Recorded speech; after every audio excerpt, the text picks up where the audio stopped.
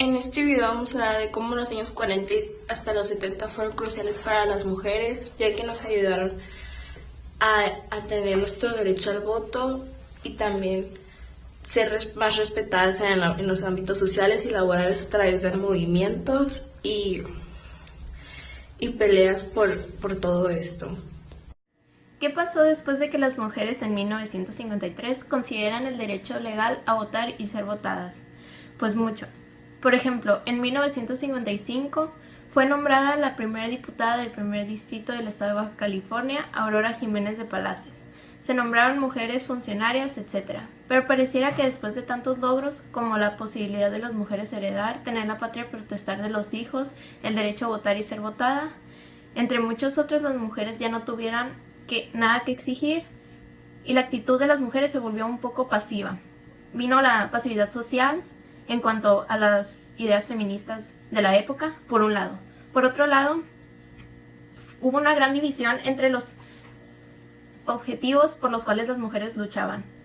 Sí, tuvieron el derecho a votar y ser votadas, pero no todas veían con buenos ojos la lucha por los derechos sexuales y reproductivos, u otros temas. Por ejemplo, se dividieron los grupos, se olvidaron las peticiones y las luchas de mujeres navegaron entre paréntesis, resurgiendo lo que se ha llamado el neofeminismo en los años 70. Este renacimiento fue obra de uno de los grupos de mujeres interesados en la falta de oportunidades para intervenir en la toma de decisiones, no solo en el ámbito político, también en de sus propios cuerpos y problemas inherentes a ellas, como mujeres. La mayoría eran urbanas, de clase media, universitarias y vivían en la Ciudad de México. El movimiento de los 70 fue espontáneo, un poco desorganizado y ellas tenían mucha pasión.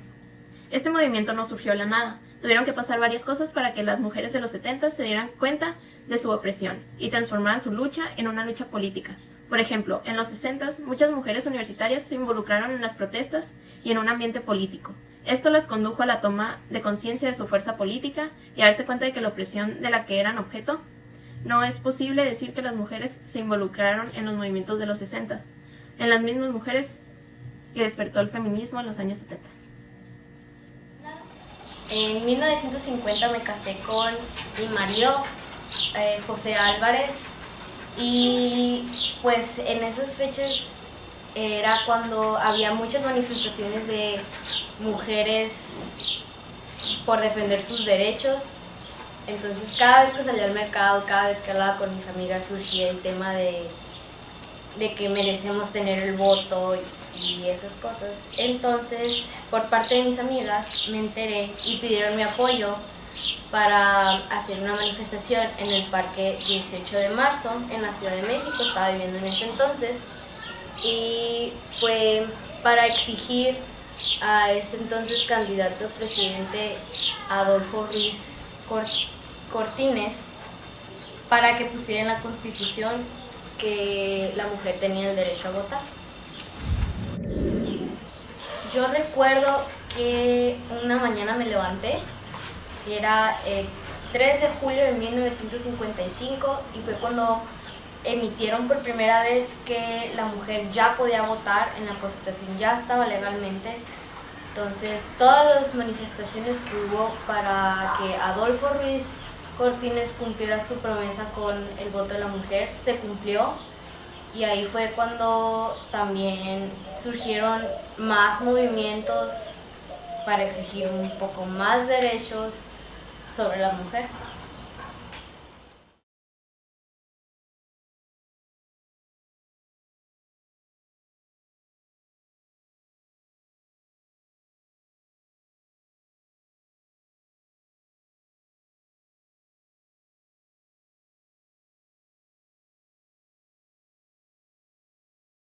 Si nosotros no hacemos nada, ¿quién lo va a hacer?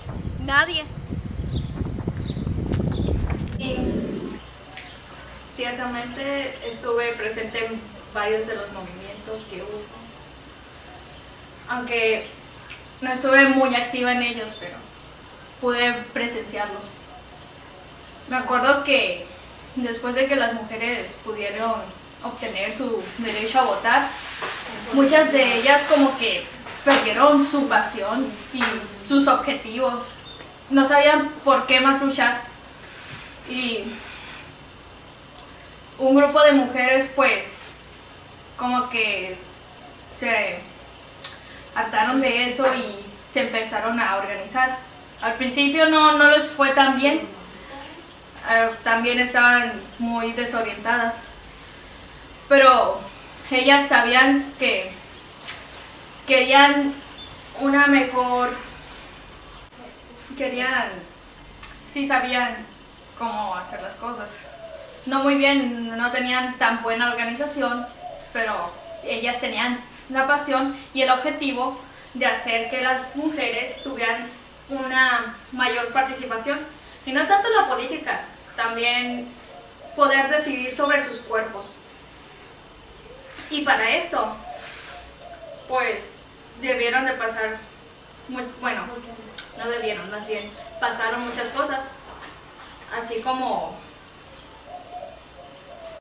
pues pasaron muchas cosas como el ingreso de las mujeres en la cuestión laboral, o que por fin podíamos decidir si tener un hijo o no con la salida de las pastillas anticonceptivas. Y así la mujer podía tener un lugar, pero no tanto, seguíamos oprimidas. Y así fue como, pues, por medio de, hicimos varias manifestaciones, eventos públicos, hicimos conferencias, empezamos a hacer de todo, hicimos hasta programaciones en la televisión, en la radio, también en los periódicos, y nuestras huelgas tuvieron mucho apoyo. Y después de tanto esfuerzo, dio frutos. En 1975, más o menos, por fin se estableció en el artículo 4 que la mujer tenía igualdad jurídica.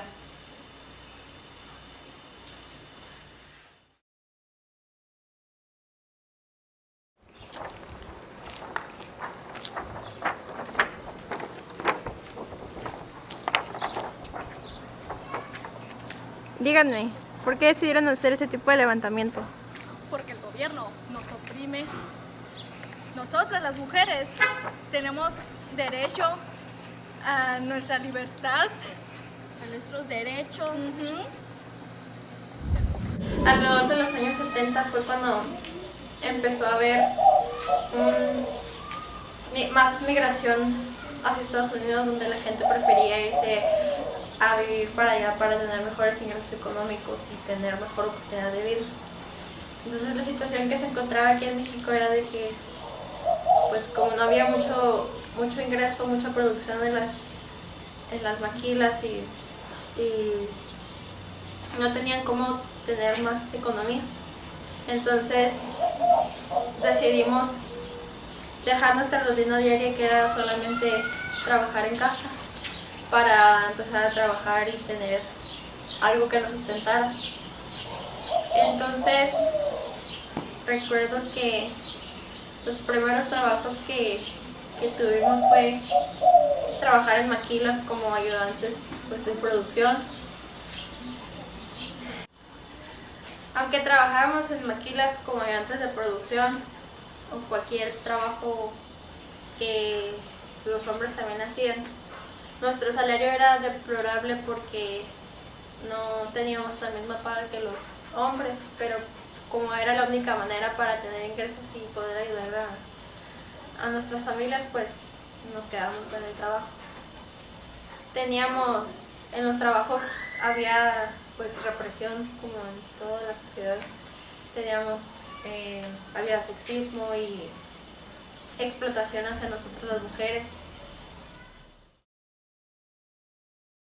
El feminismo en México nació después de tantos eventos públicos, manifestaciones, conferencias, publicaciones en libros, revistas y periódicos. Se apoyaron a huelgas. Después nace el artículo número 4, que le da la igualdad a la mujer en el voto y en trabajo y en todo eso. Después nacen las asociaciones como la MLM, la MLN y la MSM.